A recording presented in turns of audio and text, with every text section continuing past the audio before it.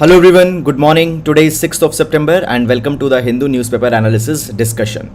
So guys, in the video, we'll be taking up the entire analysis of the Hindu newspaper along with the background as well as the way forward in the articles.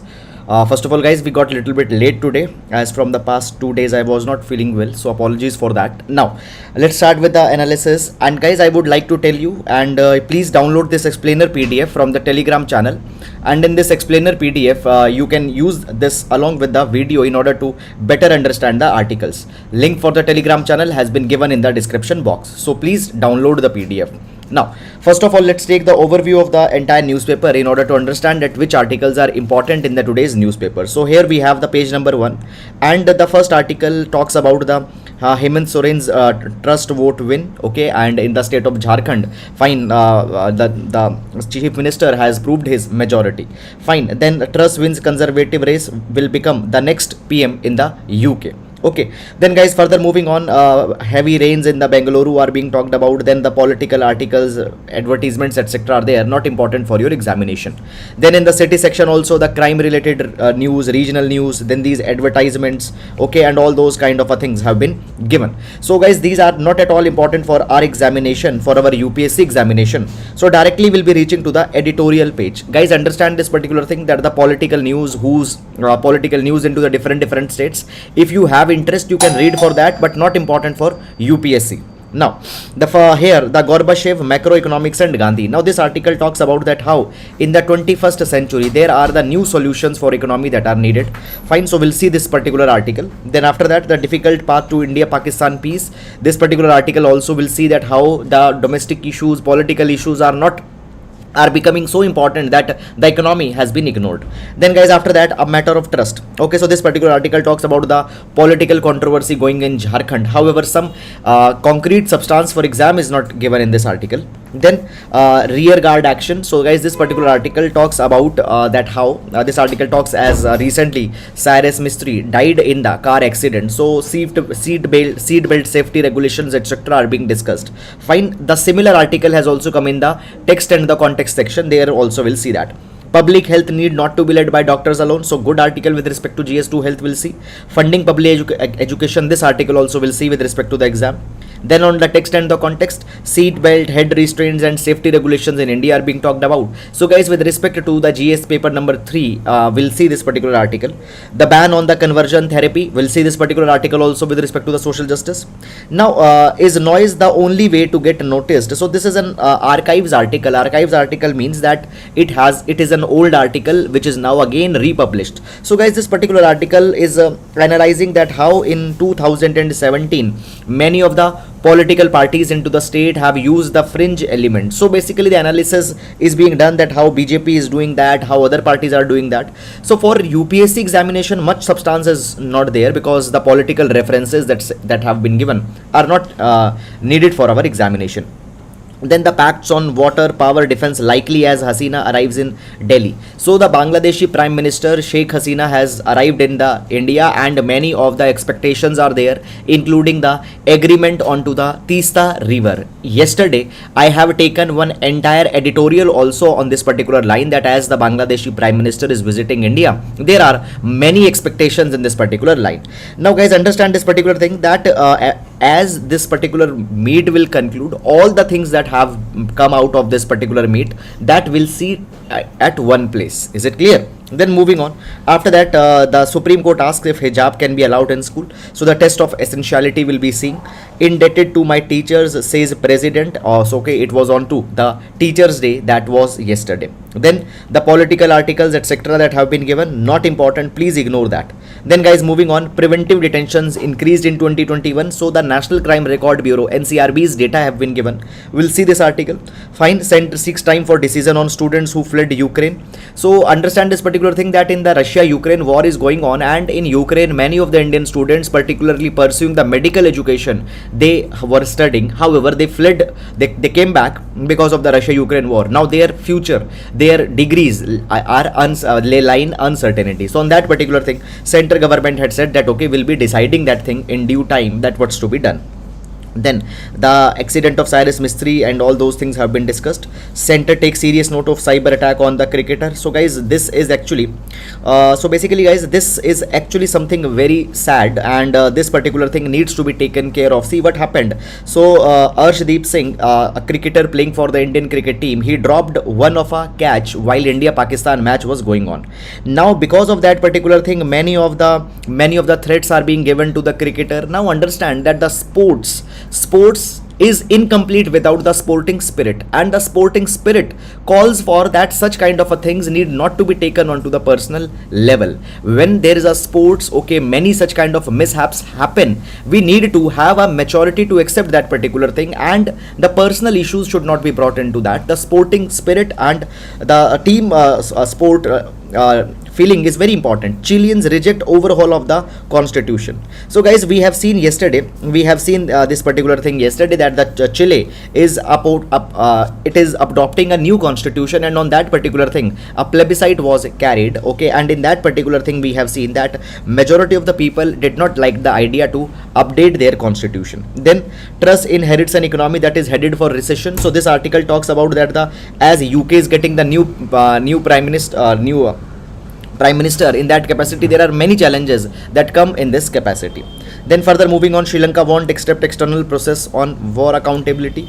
Okay, so guys, basically what has happened in the Sri Lanka when the civil war was going on, there were the allegations onto the human right violation that were made. Now that particular issue is going on, and here it has been provided that we don't accept any external process on war accountability. Okay, so external players should not interfere in that particular process too much. Then business page, service PMI. So we'll see that what the PMI is, what does it means. Then after that guys, Europe heading for recession, cost of living crisis deepens. So in the Europe there is very high inflation that is going on, highest inflation in last 40 years in the UK. Okay, then guys, after that the corporate trends etc have been given. Okay, they are not important for your UPSC exam. And then we have the sports. So this is guys about the newspaper analysis today, and this newspaper overview today. And now let's discuss all the relevant articles one by one in detail. Fine, so let's start. So guys, in every class I give you a quotation, fine, which can be used in one of your GS paper. So today we'll take the quotation from Dr. B.R. Ambedkar, the chief architect of the Indian Constitution. Dr. B.R. Ambedkar says that a great man is different from an eminent one in that he is ready to be the servant of the society. A great man is different from the eminent. Okay, so who is an eminent? A great man. A great man is a person, he is driven by the spirit of service. He is driven by the spirit of compassion. And in that spirit of service and compassion, he is always ready to be the servant of the society. Now guys, understand that you aspiring to be the civil servant, don't aspire to be the officers, rather aspire to be the servant. There is a difference between the attitude of an officer and attitude of a servant. An officer often has an attitude of elitism that comes many number of times, but an attitude of servant means that you are ready to devote yourself towards the people, towards the well-being of the nation, and you are ready to eradicate most of the problems from their root. Fine. So an attitude to be a servant is the most important one, as suggested by B.R. Ambedkar. This idea can be used in GS paper number 4, ethics. Now let's take the first article. So guys, the first article, the ban on conversion therapy for the LGBTQIA plus community has been discussed. So we'll take this article with respect to the GS paper number 1, social issues. We'll take this article with respect to the GS paper number 1, social issues, and GS paper number 2, social justice. Within the social justice, vulnerable section of society and the reforms for the vulnerable sections, we'll take this article. Now let's understand that first of all, little bit of a background behind this particular article. So background. Now guys, understand this particular thing that in 2014 Supreme Court came out with the NALSA judgment. Supreme Court came out with the NALSA judgment. Now this NALSA judgment NALSA, N-A-L-S-A, NALSA judgment. So this NALSA judgment recognizes this particular thing that the transgender people, against them a lot of discriminations have been carried. Many number of times they are not being given the rights, including the fundamental rights. Many discriminations exist. So basically the NALSA judgment provided this thing that there cannot be any discrimination against the transgender people. They are to be provided all the fundamental rights, as well as it was provided that wherever a person's gender is being asked, there also needs to be the category of the third gender. There needs to be the category of the third gender. And this Nalsa judgment also explored on this particular aspect, that if possible, the government should also explore the option of giving the reservation to the transgender people. Is it clear or not? However, this particular thing has not been explored too much. So these are certain judgments with respect to the Nalsa case. However, even after the Nalsa judgment came, now, on the basis of this particular Nalsa judgment, government came out with the Transgender Persons Act 2019. Transgender Persons Act 2019, and this particular act provided that there needs not to be any discrimination, there needs not to be any harassment of the transgender people. It was provided that they needed to be provided they needed to be provided an identity card, okay, and many such kind of things have been there. Now, guys, but still, it has been seen that the attitude of the people towards the transgender people, it's not correct. And because of these attitudinal problems, there are the conversion therapies which are very much popular, to treat this issue into the transgender people. So, what it is, why it is problematic, why it is unethical, and why it is entirely based on a flawed idea, why it is entirely based on a mistaken idea, all these particular things will be understanding in this particular article. So basically, guys, understand that what has happened. What are the, first of all, conversion therapies? What are the conversion therapies for the transgender people? Conversion therapy. Okay. Now, first of all, guys, understand this particular thing, that first of all, who is a transgender person? Who is a transgender person? You need to understand that. Now, there are two concepts. One is the concept of sex and other is the concept of gender. One is the concept of sex and other is the concept of gender. Now, sex is a biological concept, and the physiological features of a particular person determines the sex. So basically, on to the basis of physiological feature, a person is either a male or a person is either a female. So the male or female, it is a sex. Then the next that comes is the gender. Now, when we talk about the gender, we get the terminology such as the man and women.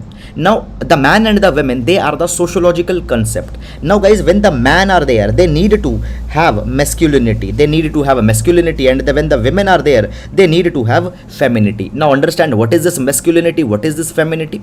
So, basically, man, they are expected to behave in a particular way. Man are expected to talk in a particular way. They are expected to work. Their occupations need to be of a particular type. But when we talk about the women, women are expected to talk in a different way. They are expected to dress in a different way. Their preferences are expected to be different. Now, understand this particular thing, that if a child has been born as male, he also need to be masculine. He also need to be man. For example, if you are a male, you need to dress like a man. You need to talk like a man. You need to behave like a man. So male needs to be man and the female needs to be the women. Okay, if you are a female, you need to dress like a woman. You need to talk like a woman. This is something. But guys, sometimes, now listen very carefully. Sometimes the sex and the gender of a person doesn't matches. For example, sex is, let's say, of male, but that particular person feels more comfortable by wearing the clothes of a woman. That particular person talks like the women as the society says that. Now, okay, that he basically behaves like a woman as a society thinks, and all these things are happening. So these people are called as a transgender, where their sex is one and their preferences are towards the another gender. Now, this particular thing is treated as a this particular thing is expected as a pathological disease. Everybody thinks that it is nothing, it's a disease, and this particular disease can be treated. And for that particular thing, what happened, there are many of the conversion therapy that is done. What is a conversion therapy? Convert this male to man. Convert this male to man. Right now this male is behaving like a woman. Convert this male to the man, or convert the female like a woman. Sometimes the female, they behave like males. That is something. The females, they behave like mans. That is something that is to be treated, that is to be converted. So therefore conversion therapies are going on. Now guys, when we talk about these conversion therapies are also called as the reparative therapies. And now what happens?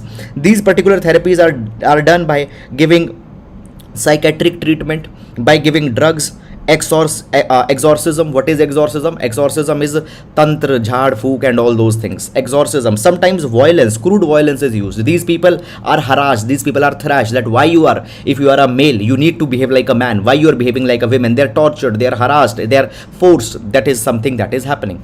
Now, guys, understand that according to the American Academy of Child and Adolescent Psychiatry, it has been said that such interventions which are being done in the name of the conversion therapy are being provided under the false premise that homosexuality and diverse gender identities are pathological. Homosexuality, now guys, homosexuality means when a person's sexual orientation is not towards the opposite sex but towards the same sex. For example, male having sexual preference for male, female having sexual preference for female. This is the homosexuality. So this homosexuality is also treated by these conversion therapies. They are given the drugs, they are being given the psychiatric treatments. Sometimes the quacks are coming in between. Quacks are the people who don't have any professional degree, but they are giving these kind of a conversion therapies. Now this is a trauma. This is the violation of their human rights. This is a violation of their fundamental rights.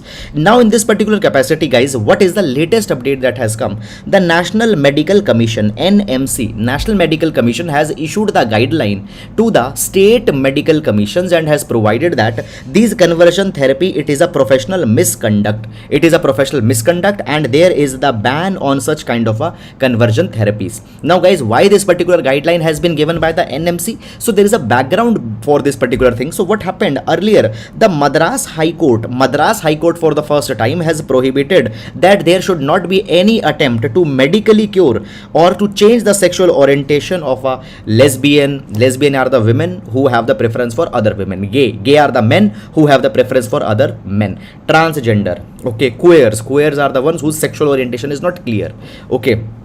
So I stands for intersex, okay, and A stands for asexuals, okay. So basically for all these particular people, there if conversion therapies are being given, it is illegal, it is banned, it cannot be provided. Moreover, it has been provided that basically the LGBT community, it also needed to be provided the entire legal assistance. Now see, many number of times these people are being harassed, these people are being tortured, these people are being arrested by the police even when even on the mere suspicion. So therefore all the legal assistance is to be provided through the District Legal Service Authority, DALSA. Okay, DLSA, it should provide the special legal assistance to these people. Moreover, guys, it has been provided that as per the Transgender Persons Act 2019 and the Transgender Person Rules 2020, they need to be provided the entire protection. This is to be followed in letter and spirit. Now, guys, what is the meaning of letter and spirit?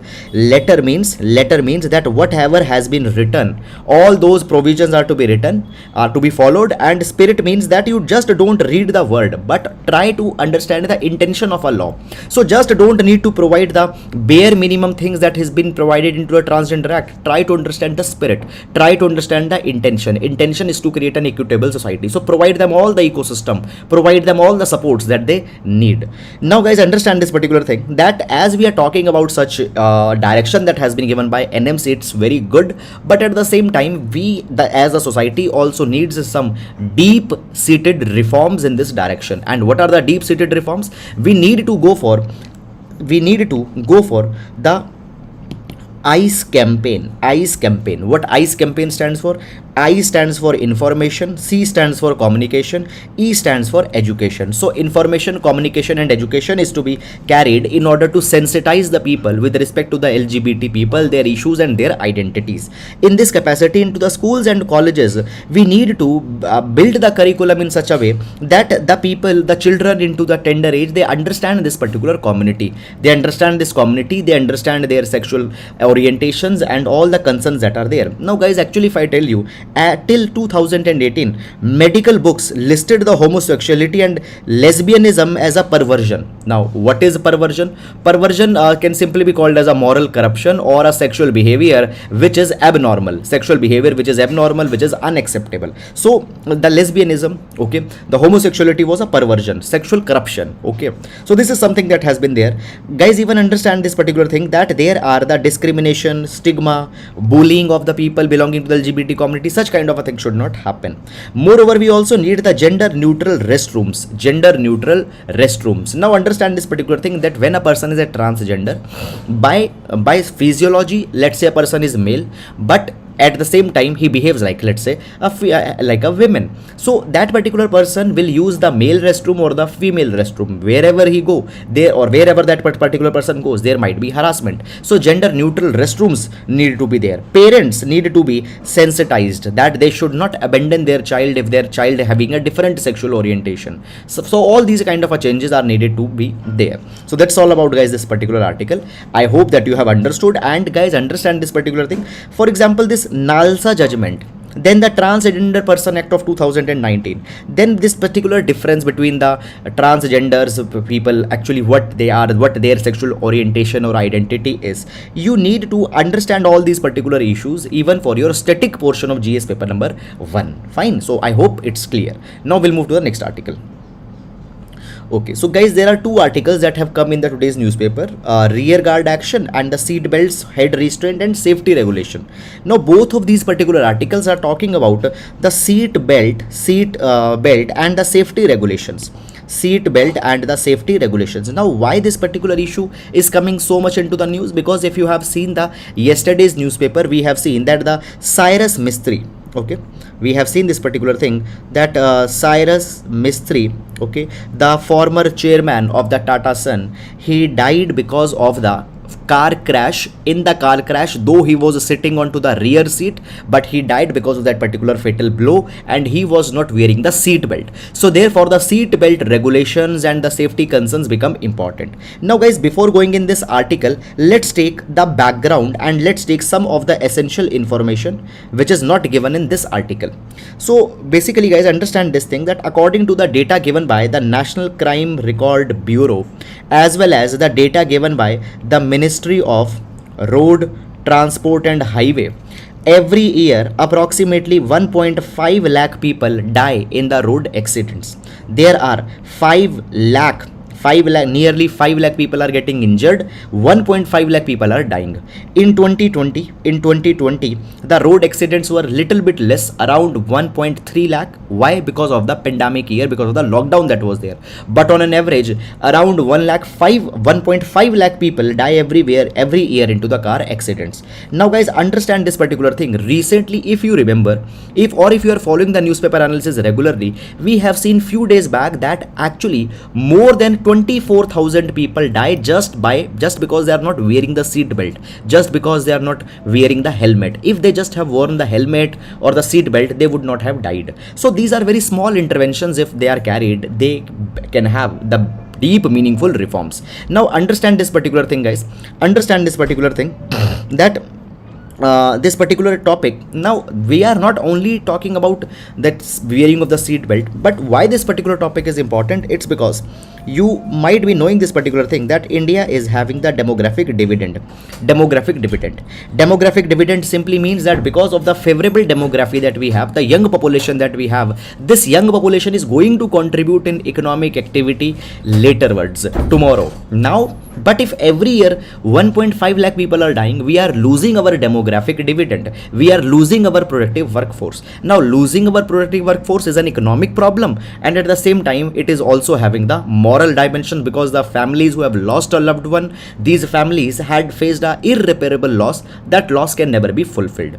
Now, so therefore, this particular article will be seeing with respect to the GS paper number 2 as well as GS paper number 3, that is the human resource, conservation of the human resource. So seat belt as an issue is not provided in any paper, but why the seat belts wearing is important? To save human lives, and human life is nothing but the human resource. It is nothing but the human capital that we have, and the topics related to human resource are there in GS2 as well as GS paper number 3. Okay, one more thing I want to tell you guys. See, you just don't need to see what is explicitly only provided by the UPSC. Now sometimes, now see, you need to have an understanding of UPSC syllabus in the way that what is implicit syllabus, one is explicit, what's written, what is implicit, associated topics that will be coming, the subtopics which are not provided by UPSC. So that understanding also you need to have. Now let's go in this particular article. So guys, first of all, understand that when we talk about the seat belts, okay, there is a very basic difference between the seat belts that we need to have. There are the traditional seat belts that were the 2-point systems. What are the 2-point system? 2-point system means that there is one point and then there is another point. So this particular seat belt belt will be going over your lap. This particular seat belt was going over your lap. However, guys, a refined seat belt design now has come, and we call it as a 3-point seat belts. 3-point seat belts. What are these 3-point seat belts? There is 1 point here, 1 point is here, and 1 point is here. So basically this particular seat belt will go over your lap, and the second, it will go over your chest. So therefore what happening, it provides a better restraint, it provides a better restraint, it provides a better safety. Now guys, when we talk about this 3-point seat belt system, it is a invention of the Volvo, and this is, I'll tell you one more thing also here. So this 3-point belt system was engineered by Nils Evar Bohlin, who was an engineer in the Volvo, and this particular system got implemented into the Volvo cars in 1959. But guys, this is a very good thing that the Volvo provided this particular technology to all the car companies. They did not went and patented this particular technology for their own use. They understood that this particular technology is not just an upgrade, rather it can save thousands and millions of lives. So here we can see an ethical corporate practice. Also example of ethical corporate practice, that Volvo invented this 3-point belt system but did not kept it there for their own use, provided this technology freely to everybody. Very good example. Now guys, understand that when we talk about the car crash, at the moderate speed or at the high speed, the driver, the passengers sitting onto the front seat, passengers sitting onto the rear seat, what happened, whenever there is an accident, they collide. Okay, they basically, the momentum into their body, okay, that particular momentum lets them to collide, and they might hit the dashboard, they might hit the screen, they might be hitting the windscreen, or they might be hitting the another object, and with so much of speed they hit, the impact can create fractures, or even it can lead to death. So this is something that is there. Now the seat belts, it performs an important function. What it does, it slows down the occupant, and therefore that collision which could be there, it is either reduced or it is completely eliminated.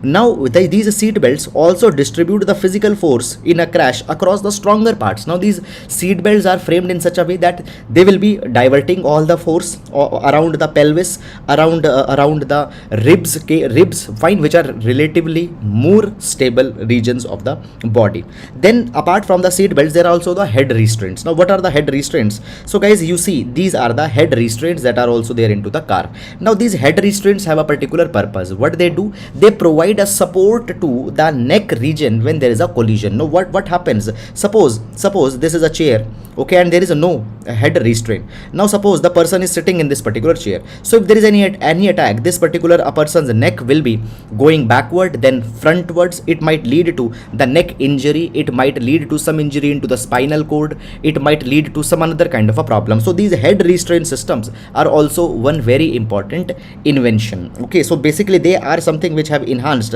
the car safety, so it prevents the whiplash injury. Now what is this whiplash injury? So with a lot of force, when your neck goes back and front, it leads to whiplash injury. It's avoided. Now in India, when we talk about the Ministry of Road Transport and Highways, it has issued the draft notification and has provided that 3-point seat belt are to be provided in all vehicles coming under the M1 category. Now what's that M1 category?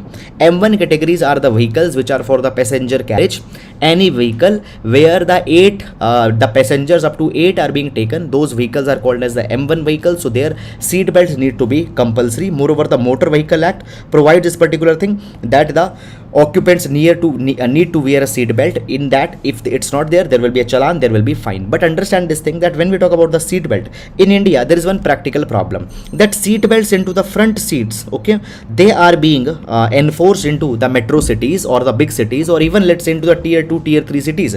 But the seat belt in the rear seats, the wearing of the seat belts into the rear seat is not enforced.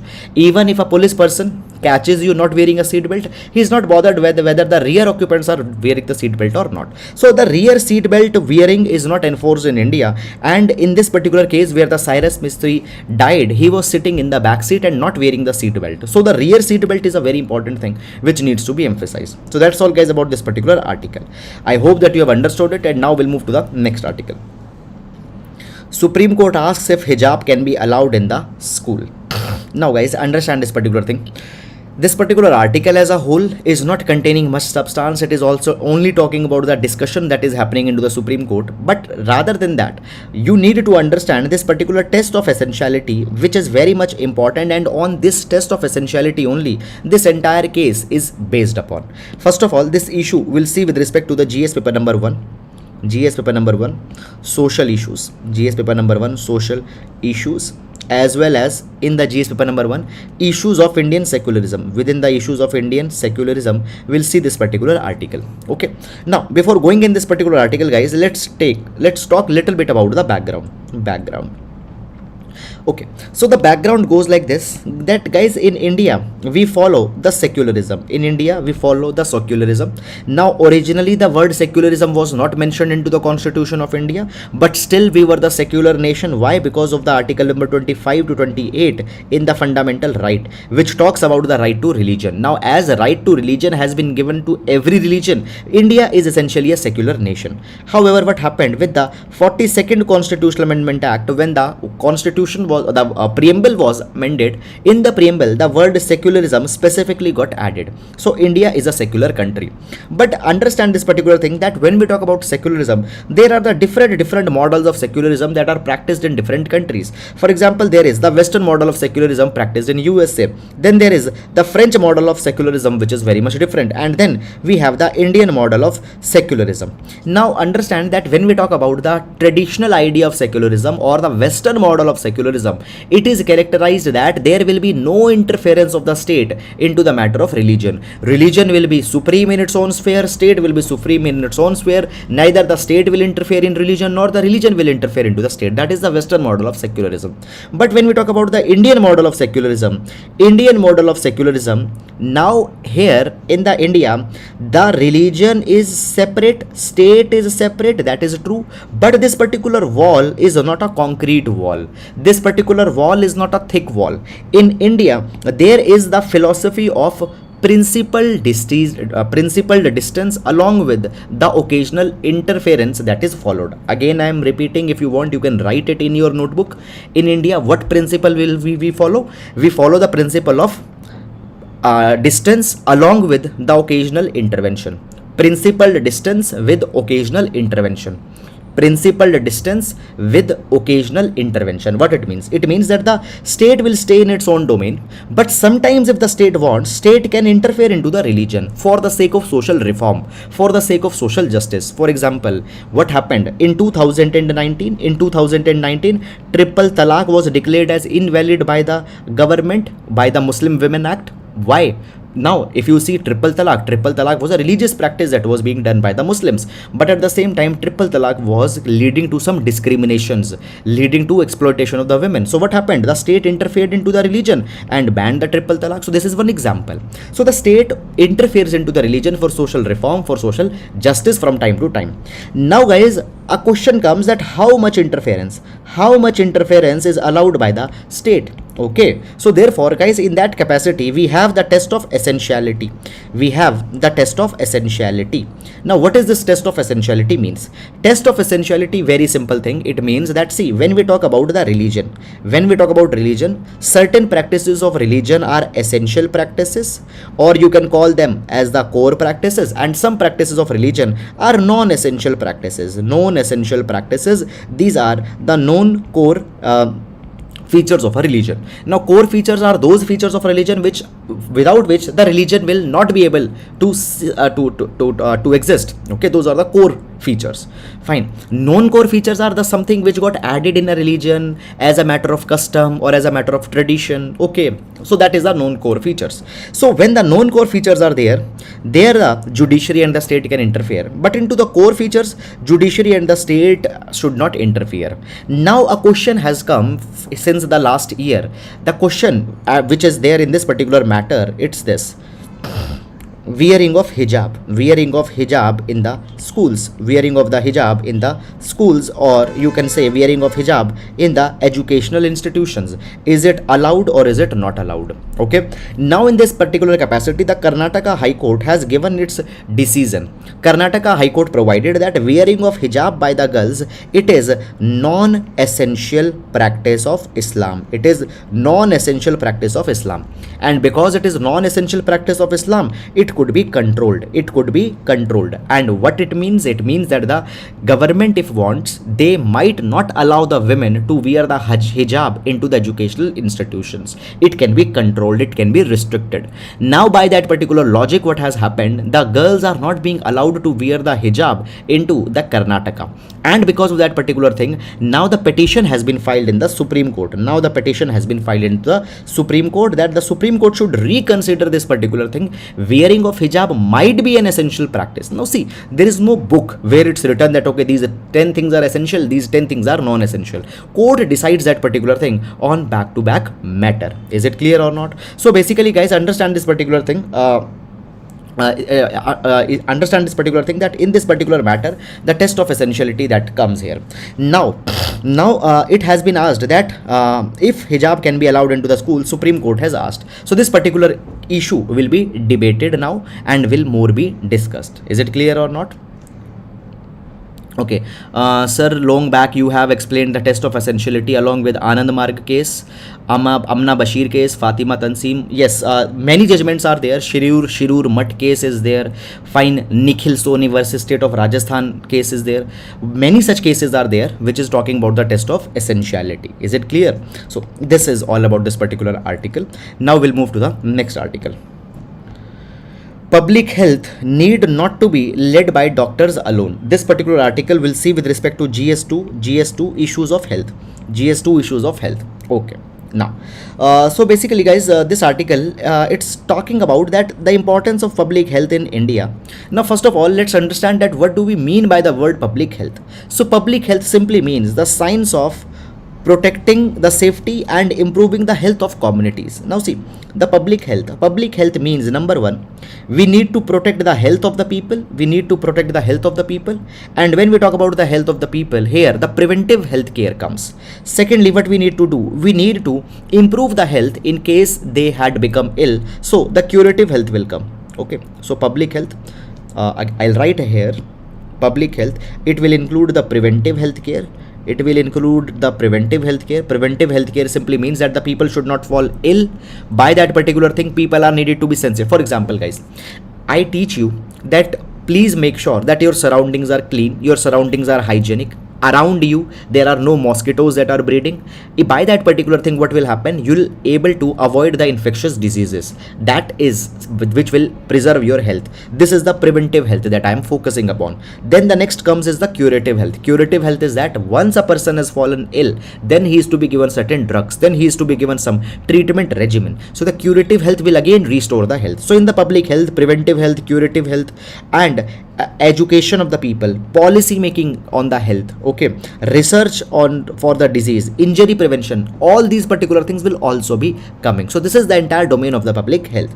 Now understand this particular thing, that when we talk about the public health, find there is a suboptimal representation of public health professionals. Now understand this particular word, guys. There is a difference between a doctor and a public health professional. It's not the case that every doctor can be a public health professional, though doctor is suited to be a public health professional, but every doctor cannot be a public health official. Why? Because public health official or public health person has a certain specific features, certain specific qualities. We'll understand these particular qualities and features just in a minute. Now when we talk about this particular thing, guys, what happened when the pandemic came in India? The doctors, without any training in the public health, they were providing the advice onto the public health issues. Okay, even the government in that particular capacity did not public health practitioners. Now understand, guys, what has happened recently. The central government provided this particular guideline that there needs to be an MBBS degree to become a public health specialist.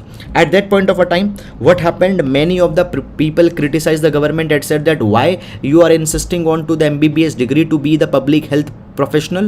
The people, they said this thing, that there are the ASHA workers, there are the auxiliary nurse midwives, there are the ASHA workers, there are the Anganwadi workers, okay, ASHA workers, there are the ANMs stands for auxiliary nurse midwives.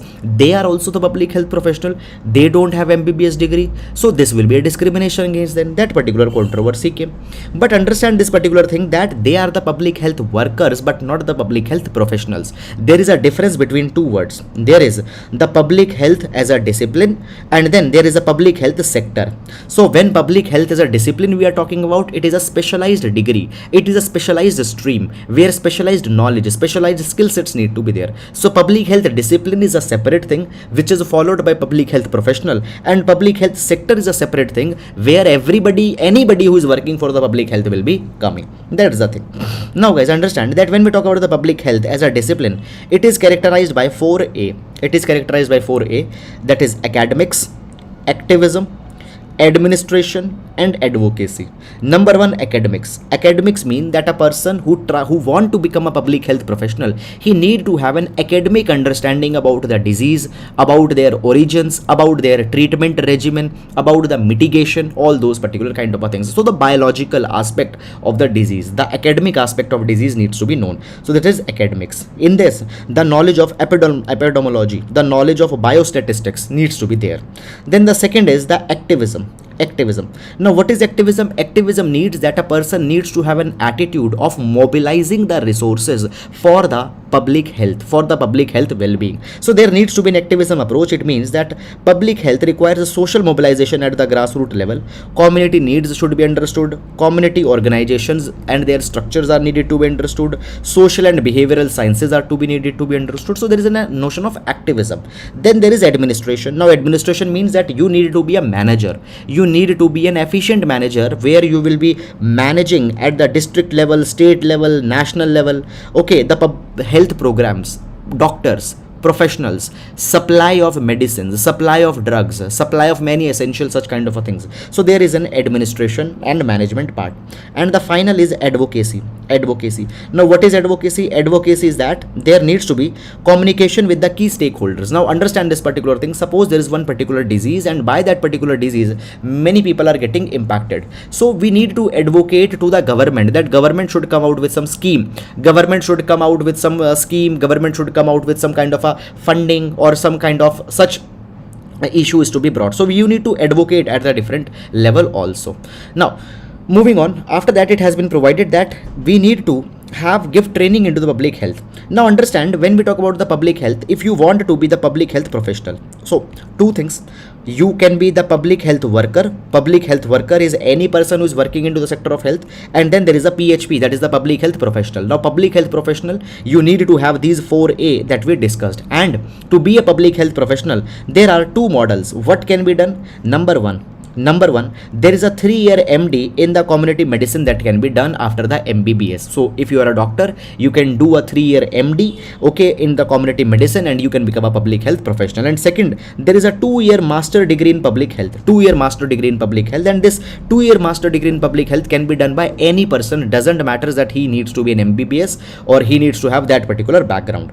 Now understand this particular thing, that in addition to classroom teaching, the people who work for public health, they need to be posted into the different levels of the health status. They will be placed at the block level, village level, district level, that will be there. Now understand this particular thing, guys, that when we talk about the public health function, okay, none of the core features need the medical qualification. Okay, so these are 4 features of the public health professional, that is academics, activism, administration and advocacy. These 4 features of public health professionalism, they don't need a specific medical degree. Okay, they can be trained. Now the question comes here is that, guys, we need to critically analyze and we need to understand the important role that is played by the health professionals. The government and public needs to recognize and in that particular capacity, the public health professionals are to be promoted. Public health professionals are needed to be focused. Okay.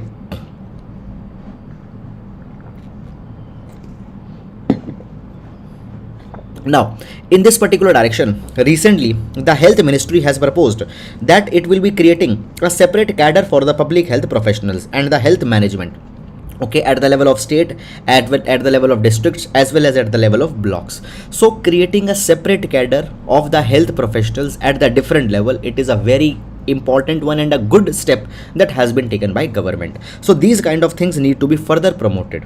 So that's all about this particular article, and now we'll be moving to the next article. Gorbachev, macroeconomics and Gandhi. Okay, so guys, when we talk about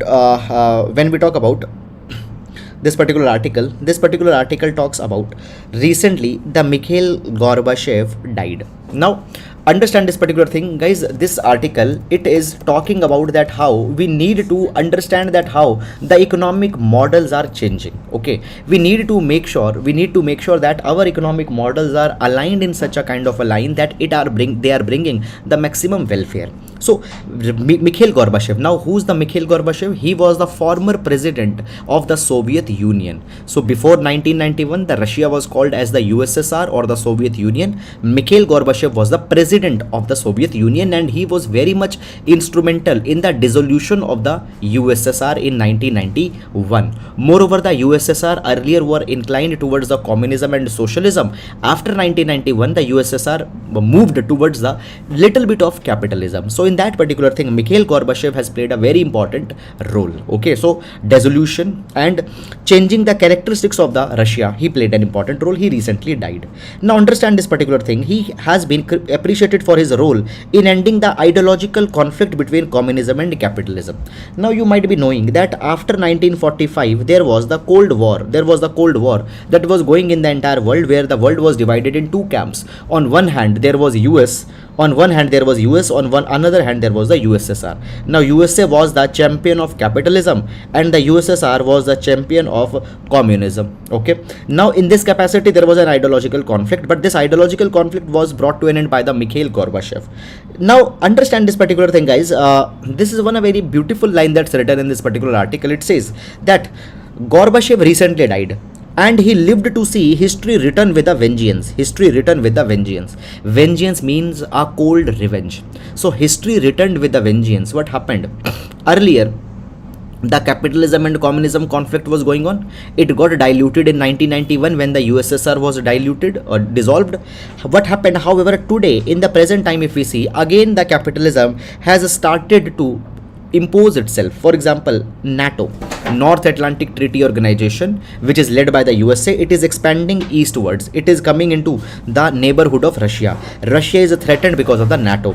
Then the Ukraine right now is the battleground where the USA and the Russia are fighting. So again the history has returned back, and this particular thing has been seen by Mikhail Gorbachev.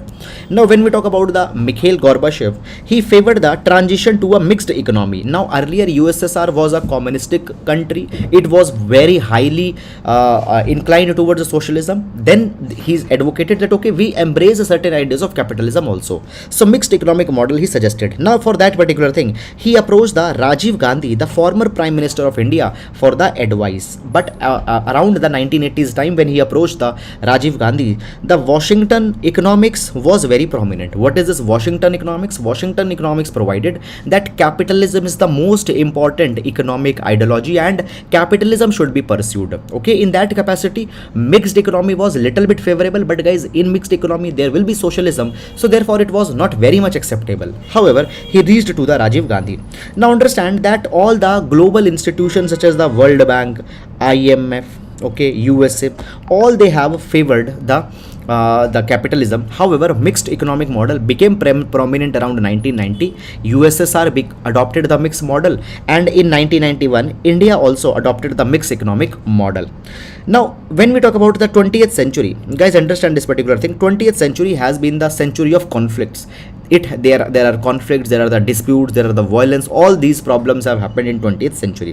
What are the issues? There are the world wars, two world wars that happened in 20th century. Then the Cold War happened in 20th century. Nuclear holocaust. We are on the edge of a nuclear holocaust. So many of the countries have acquired the nuclear capabilities.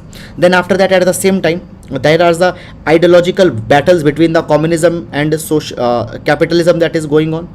Fine, you right now, earlier they were going on between the USA and USSR before 1990. Again it has returned back, where on one hand there is a China and Russia, on another hand there is USA. So the communism and capitalism controversy has been there throughout the 20th century.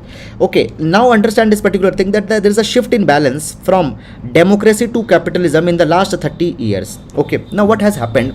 There have been many of the global institutions that have come in existence. These global institutions are dealing with the dispute resolution, and many times they have favored the capitalist. So there is a shift of balance from democracy to capitalism in last 30 years by these particular institutions which promote more of capitalistic ideas.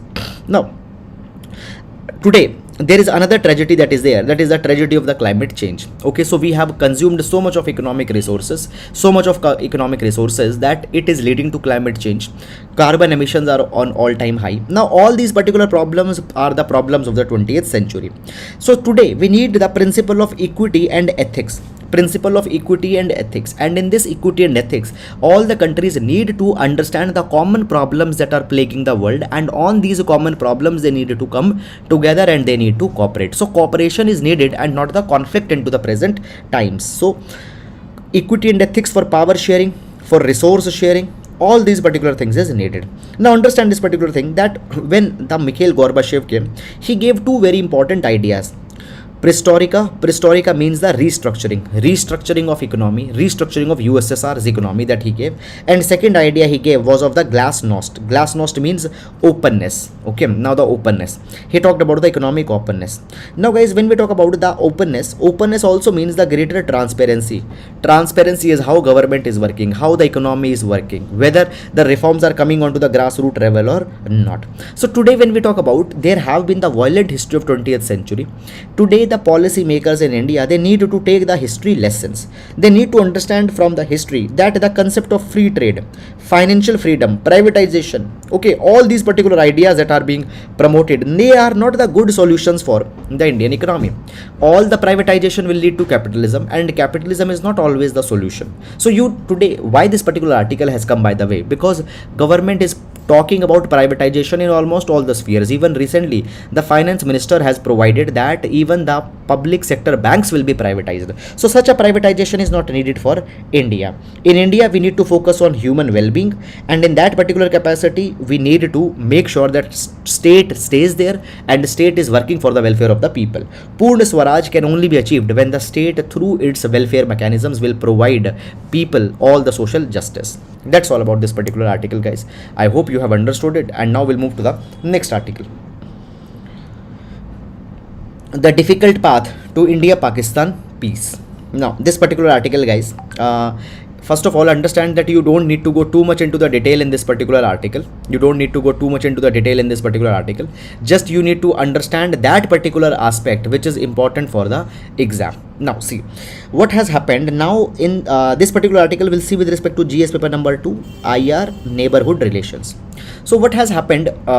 Pakistan is now flooded. And as the flood has come in Pakistan, Pakistan is going through economic tough times. Moreover, apart from the flood in Pakistan, there is economic crisis also going in Pakistan. High inflation is going in Pakistan. In that capacity, there was Pakistan's, the finance minister provided this particular thing, that they might be thinking that they'll import the sugar, they'll import the cotton, and they'll import the yarn from India, because their standing crops have failed because of the flood that has come in Pakistan. Now in this particular capacity, the Prime Minister had said that no, we are not going for any trade relation with the India until and unless the Kashmir issue is resolved. Now what is this Kashmir issue? So in 2019, we diluted the Article 370 and the autonomy that was given to the Kashmir, the separate constitution that was there for the Kashmir. All these autonomies were rolled back, and the Kashmir was the special status of Kashmir got diluted. All this thing happened. Pakistan has a problem with it. However, it is an internal matter of India, and this matter is 100% into the sovereignty of India. But Pakistan has a problem with that, and that particular dispute is being brought by the Pakistan again and again. And now the Pakistan Prime Minister says this particular thing, that we don't want to make relations, economic relations with the India until that particular issue will be resolved. Now guys, understand this particular thing, that the Prime Minister Shehbaz Sharif of the Pakistan need to understand this particular thing, that the priority right now is towards the country, towards their own country, Pakistan, and in that particular thing they need to go for the trades with the India. But what happens, the domestic politics in the Pakistan is so overwhelming that the Prime Minister is unable to overcome the pressure of domestic public opinion. Now the public sentiments, they don't want to make relations, and the Prime Minister is also being carried away in that particular direction. Pakistan rather should ask the India, which is a large agricultural producer, to provide the essential aid into this particular times of crisis. But guys, what is happening? This is not the approach of the Pakistan. If you see, India had earlier also helped the Pakistan. India has earlier also helped the Pakistan without any expectation. For example, the COVID-19 vaccines were provided to the Pakistan during the time of pandemic. Is it clear or not? So India has always been there to help Pakistan. So Pakistan needs to overcome this particular challenge and need to ask for the India into these particular times of crisis. So this is something that is there. Option of peace, okay, needs to be chosen. So this is all about this particular article. Guys, you don't need to go beyond this particular thing what I have provided, because that is then the political references, etc. that's been given. So that is not something that you need to go in. That's all about this particular article, and now we'll move to the next article. Funding public education. Funding public education. Now this article will see with respect to the GS paper number 2 issues of education. GS paper number 2 issues of education. Now basically guys, what has happened recently, the Union Minister of Education had said in a debate of the Lok Sabha, that people should let go of the idea that universities must be funded only by the government. Now it was said that the people should invest into the higher education, the subsidized education that is being provided by the government. It needs to be stopped. This particular thing needs to come to an end. This was something that was provided. Now after this particular thing, a debate got opened that whether country or the government should provide the subsidized higher education or not. Fine. So this particular issue has come. Now guys, this particular article is advocating that the article is advocating that particular thing, that the education could be funded fully by students. It is a misplaced idea. It is a wrong idea. Government needs to specifically provide the subsidized education for the well-being of the country.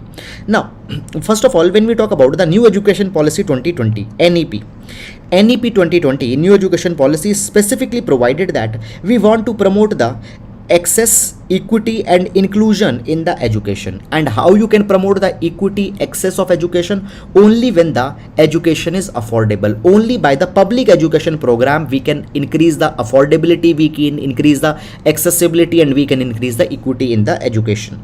Now understand this particular thing guys, that even the NEP 2020 gave an assurance that the public institution will receive the autonomy, and at the same time public funding will be given to the institution. So autonomy and funding, two promises have been given into the NEP 2020, and now if the government is going back, it is the violation of NEP 2020's recommendations. Now basically the new education policy, see, not 2020 but since 1968 we got the first education policy of India in 1968, and at that point of a time it was suggested that the expenditure on the education needs to be 6% of GDP. Understand this particular thing guys. In 1960s there was the Kothari Commission that was constituted, and Kothari Commission in 1960s suggested this particular idea that the expenditure on education needs to be the 6% of GDP, but up till now we have not reached that particular limit. NEP 2020 has also provided that on the expenditure 6% of India's GDP should be spent by the government, and rather than increasing that, government is saying that the public education needs not to be funded by the government. So this is a criticism that has come. So 1968 policy, 1986 policy, 1992 review and 2020, all of them had suggested the idea of increasing 6% of expenditure. 6% of India's GDP expenditure should come in education. Now understand this particular thing, that when we talk about the expenditure on higher education or by the center and the state, it is very much less. Fine. For example, it was 0.86% of GDP in 2010 and 11. We are only talking about government expenditure. It was 0.86% of GDP in 2010 and 11, and now it has reached to just 0.52% in 2019 and 20. So what we expected? We expected that 6% GDP expenditure will be there in the education by both public and private, but the public is right now 0.52%, which is very much less. And now it is being provided that if specifically we talk about the expenditure on higher education, it is just 0.16% of our GDP in 2019 and 20. Now these data are very, very important data. Please note down these data in your notebook. So simply it provides that very less expenditure is being done. Now understand that when we talk about the higher education, already higher education is highly privatized. Now engineering colleges, medical colleges, majority of them are the private colleges, but when these private colleges are there, they are running on the self-finance basis. It means they don't receive any assistance, and therefore all their expenditure they collect from the students, and by that particular thing the education becomes very much expensive. Now understand this particular thing, that NEP 2020 provides that the enrollment in higher education needs to be doubled by 2035. So whatever the enrollment in higher education is today, it will be doubled. Moreover, when we talk about the higher enrollment, there is 100% of the enrollment of the rich people in the higher education. Rich people, all their kids are going for higher education, but the poor people, their kids are not going for the higher education. Why? Because the higher education is not affordable because of the private sector. Now if you will roll back even whatever public sector presence is there, it will be more problematic for the poor people. Now guys, when we talk about the poverty in India, 62.5% of our population needs free ration. If 62.5% people will not be given the free ration, these people will starve. Can you expect these people who are not able to afford the food, they will be able to afford the private education? No, they'll not be able to afford. So private education or subsidized private education is not a very good idea in India, and subsidized education should not be compromised. This is the two ideas that have been provided in this article. So that's all about this particular article, guys, and now we'll move to the next article. Preventive detentions increased in 2021. Okay, now this particular data we'll see with respect to the GS paper number 2. Okay, criminal justice system reforms in India. Now see, when we talk about a police personnel or any enforcement agency, they have the power to arrest the people. Now the arrest can be done for two reasons. Number one is the punitive arrest. Suppose a person has done some crime, and because a person has done a crime, that particular person can be put in a detention, that is a punitive detention. And then the next one is the preventive detention. Now what is preventive detention? Preventive detention is the process where a person is arrested so that he doesn't do something illegal, something wrong. So in order to prevent him from doing something wrong, a person is arrested. Now guys, when we talk about the preventive detention in India, there is the section 151 of the Code of Criminal Procedure, CRPC. According to section 151 of CRPC, the police officers are empowered that they can make the preventive arrest if they believe that a person might do some crime. So in order to make sure that they don't do a crime, a person can be arrested. Now the preventive detention can be beyond 24 hours if required. Okay, that is the case. Now over the years, what has happened, the preventive detentions have increased. More number of people are being arrested and are being put in preventive detention. In that particular capacity in 2021, we see a rise of 23.7% into the preventive detention. 1.1 lakh people were placed under the preventive detention as per the National Crime Record Bureau reports. 1.1 lakh people, it is very high number. Now actually since 2017, the number of people placed into the preventive detention are increasing. For example, they were around 98,700 in 2018, and it increased to 1,10,000 in 2021. So the numbers are increasing, and many of the acts are being used to arrest the people. For example, the Gunda Act is being used. Prevention of illicit traffic in narcotics drugs act is being used. Then the UAPA is being used. then the National Security Act is being used. Many such kind of acts are being used to put the people into the detention. Now understand that when we talk about the preventive detention, it is an important tool of making sure that the law and order is sustained, and it is even allowed. But sometimes the preventive detention is being used for the political purposes. So some of the members of the political opposition, they are being arrested. So this is something, that's the issue that's going on. However, just the little bit of data, you can remember that the cases are increasing by more than 23%, not more than, not beyond this. You need to go and see the data. So that's all about this particular article, guys. Now this issue becomes problematic because it deters the people's liberties, people's freedom. So this is all the issue that comes here. That's all about this article, and now we'll move to the next article. Okay, now there's one doubt, the name of the magazine. Okay, Preeti Shukla asks the question, please can anybody tell me the name of the magazine? Okay, listen, the magazine that I was talking about yesterday is that we, the Thinking Palette, released the Current Affairs Monthly magazine, which is in a handwritten format. That magazine, it will be shared on the Telegram channel, so you can join the Telegram channel and it will be shared there. So around 15th of this month, that particular magazine will be released. That is in the next 10 days, that magazine will be released. Okay, UAPA full form, UAPA stands for Unlawful Activities Prevention Act. Okay, services PMI flags rebound in August. Now basically this PMI, that is the purchasing, this PMI, that is the Purchasing Managers Index, is being discussed here. So we'll understand that what is this Purchasing Managers Index. We'll understand that what is this Purchasing Managers Index. Now understand this particular thing, guys, that basically when we talk about the different sectors of economy, for example, there is a manufacturing sector, there is service sector. Now what is the performance of the manufacturing sector and the service sector? This particular thing is seen by the PMI. So PMI stands for Purchasing Manager Index. It is an indicator of business activity, manufacturing sector and service sector. So basically what happens, the people are asked about the changes of their they are asked about their perception towards certain activities. For example in the PMI, you'll go to the people and you'll ask the people that, okay, what do you think, will the manufacturing sector will be doing good or not? You'll be asking the people that what the service sector will be doing, will the service sector will do good or bad? So what happened in the PMI, in a PMI there is a survey that is carried where the respondents are asked about the changes in their perception about key business variables, okay, compared to the last month. Now what are the key business variables? For example, revenue, will the better revenue growth be there or not?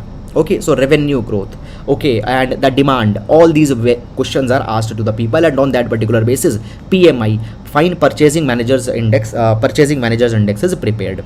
Now the Purchasing Managers Index, it is prepared for both the manufacturing sector as well as service sector. So it is calculated separately for the manufacturing and for the service sector. Now what this article is talking about, this article, just a minute, I'll erase that so that you can see it very clearly. Just give me 1 minute. So this particular article talks about the service PMI, that is the Purchasing Manager Index PMI of the service sector. The PMI flags rebound in August. Now what it provides, the article provides this particular thing, that the service sector has rebounded in August from a 4-month low in July. Okay, so till the July PMI for the service sector was low. It means that the service sector was not doing good, but into the August PMI has rebounded. It means now the service sector is doing good.